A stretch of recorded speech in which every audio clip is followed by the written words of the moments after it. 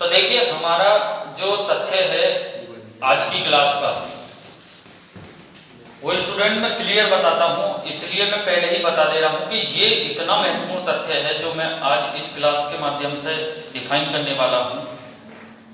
एक एक बिंदु को बहुत ध्यान से सुनना है, क्योंकि प्रश्नों की संख्या कम से कम 25 से 30 बनती है यहाँ से, और बहुत बेहतर क्वेश्चन है।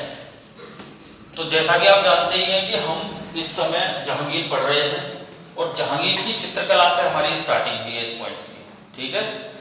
तो ये तो आपको याद रखना ही है कि जहांगीर के समय में चित्रकला चरमोत्कर्ष पर पहुंची थी, यानी कि चरम पर पहुंची थी।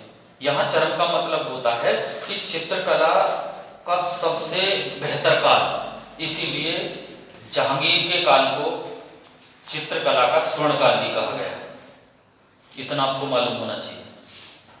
दूसरा यहां से पॉइंट्स याद रखना है कि भाई क्यों कहा गया। अगर मैं एसआई के हिसाब से भी बात करूं या अन्य स्टेट पीसीएस के हिसाब से भी ले लें, तो क्योंकि कई बार पूछा जा सकता है क्यों कहा गया, तो क्यों का जवाब आपको याद रखना है, चूंकि जहांगीर जो थे वो जहांगीर स्वयं चित्रकला में रुचि रखते थे, वो स्वयं कुशल चित्रकार थे।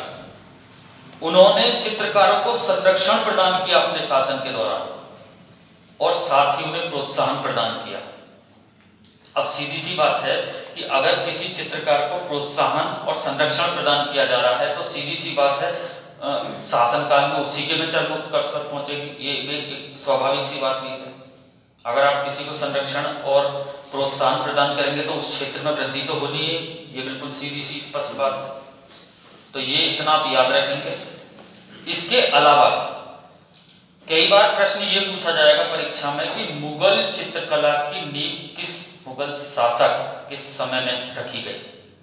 तो स्टूडेंट थोड़ा सा हटके तथ्य है, एक बात को ध्यान से सुनना। मुगल चित्रकला की नींव हुमायूं के शासनकाल में रखी गई, जो कि मुगल वंश के दूसरे शासक थे। अच्छी तरीके से सुन लेना। कैसे रखी गई, क्या रीजन था इसका, उन्हीं के में क्यों रखी गई, बाबर के में क्यों नहीं रखी गई, क्योंकि उससे पहले तो बाबर भी रहे। तो हमेशा याद रखना है कि जिस समय हुमायूं ईरान में थे और वहां के शासक तहमास्प फर्स्ट के पास थे या उनके संरक्षण में थे, तो वो जो शासक थे तहमास्प फर्स्ट ईरान के, उनके यहाँ एक से एक बढ़कर चित्रकार था, और वहां ऐसे दो प्रसिद्ध चित्रकार भी थे जो उन चित्रकारों में सबसे बेहतर थे, जिनका नाम था मीर सैयद अली और अब्दुस समद। क्लियर। जिस समय जहांगीर भारत आए वापस, हुमायूं भारत आए वापस वहां से ईरान से, तो वो दोनों भारत वापस आए, उनके साथ आए। इसी कारण क्या हुआ कि चूंकि चित्रकला वहां से साथ आ गई, तो भारत में मुगल चित्रकला के जनक भी अब्दुस समद और मीर सैयद अली को ही कहा जाता है। ये क्वेश्चन आपसे किसी भी परीक्षा में छपा मिलने वाला, आगामी जितनी भी परीक्षा। क्लियर।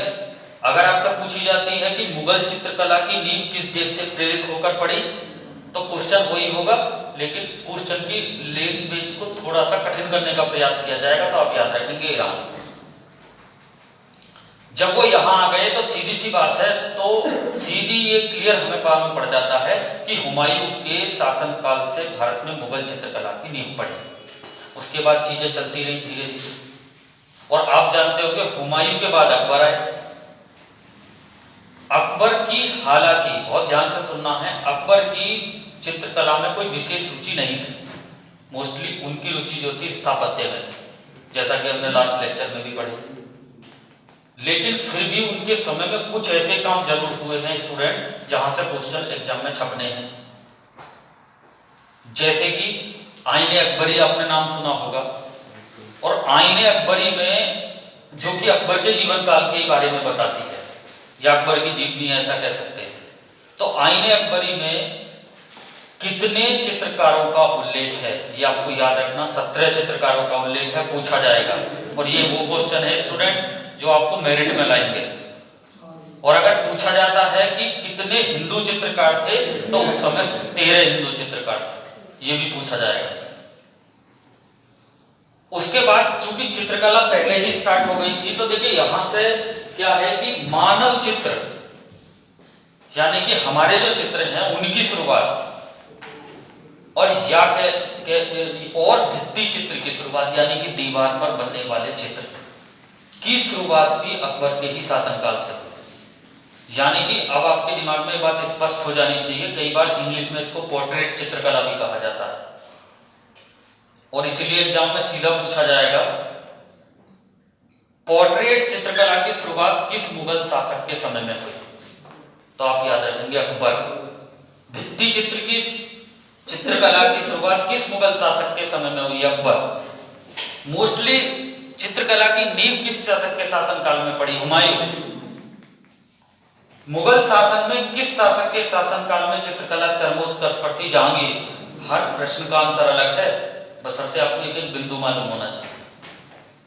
तो यहां से मैं कहता हूं बहुत बेहतर क्वेश्चन बनते हैं, और साथ के साथ याद रखेंगे भले ही अकबर की, मैं जैसा कि अभी बताया है, अकबर की रुचि भले ही चित्रकारिता में नहीं थी, लेकिन उनके समय का एक सबसे प्रसिद्ध या श्रेष्ठ चित्रकार जो थे उनका नाम था दसवंत। ये आपसे पूछा जाना, क्योंकि आप जानते होंगे महाभारत का जो अन्य नाम था रजतनामा।